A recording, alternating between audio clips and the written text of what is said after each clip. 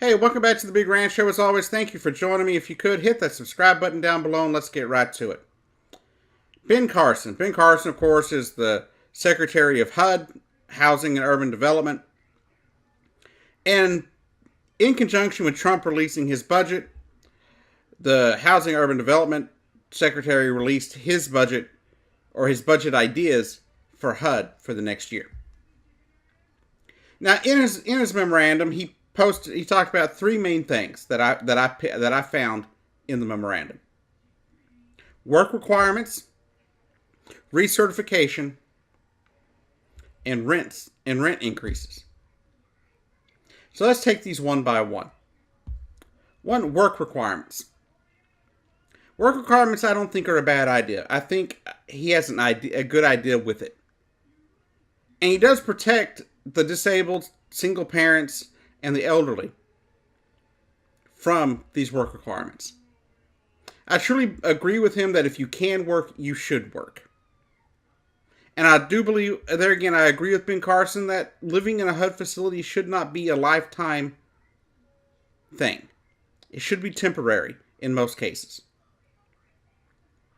But some of us in HUD can't work, and some of us in HUD can't make it a temporary thing. I live in an area where there are no accessible apartments. This is it. This is the accessible apartment I have, provided to me by HUD, thank God. But I do believe work requirements are a good idea, because you got a lot of people that don't work. You know, I have a home health worker who comes here, she works her butt off here, she works at another place as well at the same time, so she cannot have to live in those places. She lived in a place, and she said people just don't get up. They don't get up to go to work, most of them. They just sit there and do nothing. And that's a problem. If you physically can work, you have no reason not to. Get out there and work. Second, recertification. Now, if you're been part of the HUD experience, I guess you could call it, or you've been in the HUD apartment complexes, and you've had to go through a recertification, you know how stressful that can be. You got to bring in all your information, everything you've ever spent, and you got to deal with your management breathing down your neck over every little thing you've ever purchased in your entire life. And it's annoying. But I believe part of this should be passed. And what I think should be passed out of this whole memorandum is the changing and recertification. Not only is recertification a pain for the resident, it's also a pain for the apartment management. The way it's set up now, you have to recertify every 12 months. And that creates a lot of havoc in the office because there's a lot of red tape, a lot of bureaucracy you got to deal with, and it's troublesome. And it takes away the management's ability to help the residents not only, get themselves sustainable, but it hurts their ability to get any other work done. To the point that managers are having to take it home after they've spent, 9 hours working at work. So I think this idea works. What Ben Carson says he wants to do is increase the time from 1 year to 3 years. So instead of having to bring your information every year and recertify every year for your apartment, it would be every 3 years, which means your rent would not increase as often. Seems like a good idea, right? Because if you're getting a job and you're becoming more sustainable, hitting you immediately with a new rent is not good for you. It leaves you in a situation that I'm in, where I was about to move, and then they hit me. They hit my wife and I with new rent because she got a job. We went from $100 a month roughly to over $600 a month in the course of just a month or two of her having a job. So the recertification process is annoying, and it's a lot of work, So let them space it out. Let people pull themselves up by the bootstraps, as some people want to refer to it as, and give them a chance. The third thing I want to talk about, and the last thing I'm going to talk about here in this video, is something I find to be completely unacceptable, completely unworkable. And that is the fact that Ben Carson wants to raise the rent on everybody in HUD housing by upwards of $300, from anywhere between $200 and $300 more in rent. I can't afford another $200 in rent. I'd have to get rid of everything I own to be able to afford over $700 a month in rent. So it's not just me. Forget me. I know a lot of elderly people, and he doesn't exempt the elderly and the disabled or the single parent from these increases.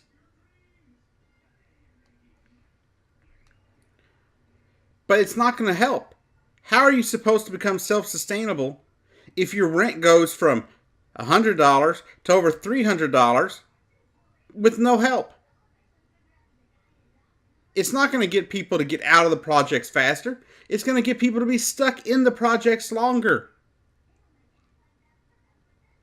It's not going to help people. It's going to hurt them. I live in a HUD housing project full of elderly people and disabled people who can't work. Some of them can, most of them can't. Many of them only get $300 or $400 a month in Social Security because they've had to take it early, so they don't get nearly what they should.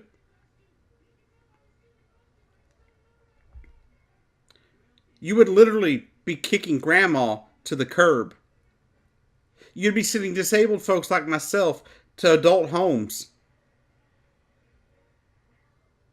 And parents of disabled kids would have to send their children to institutions.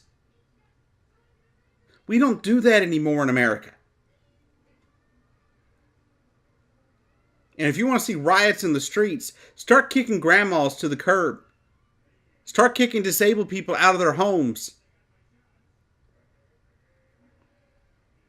Start hurting parents who are trying to take care of a disabled child who live in a HUD facility, not because they want to, but because it's the only handicap accessible location where they live. Now, many of you are going to sit there and see this video and say, oh, well, they're required by law to have... No, they're not. If they don't receive federal funds, they are not required to have a handicap accessible apartment. A parking space, sure, but they're not required to have an apartment. Especially if they were born pre-Americans with Disabilities Act. If those places were made before the Americans with Disability Act, they're grandfathered out. They don't even have to worry about it. And the few places that I have found where I live that have accessible units, they're booked up. So as soon as one person moves out or no longer lives there, they're booked up. They're filled back up immediately. 5+ years on one place here for where I live on a waiting list. So don't sit there and act as if disabled people can just live somewhere else. They can't. Elderly people don't always have another place to go. I can tell you right now, most of us don't want to live here. Most of us don't want to be in a HUD facility. Most of us would rather be out on our own, in a house. I'd rather rent a house for the $500 a month that we're paying. But there's not a house that's accessible at that rate. And the way they're doing other apartments, I can't even imagine how I'm going to get out of here. So raising my rent will not help. Raising other people's rent will not help them get out of the HUD projects. It'll cause them to stay here even longer. Anyhow, this has been the Big Rand Show. I've been your host, Jacob Keck. I'll see you down the road.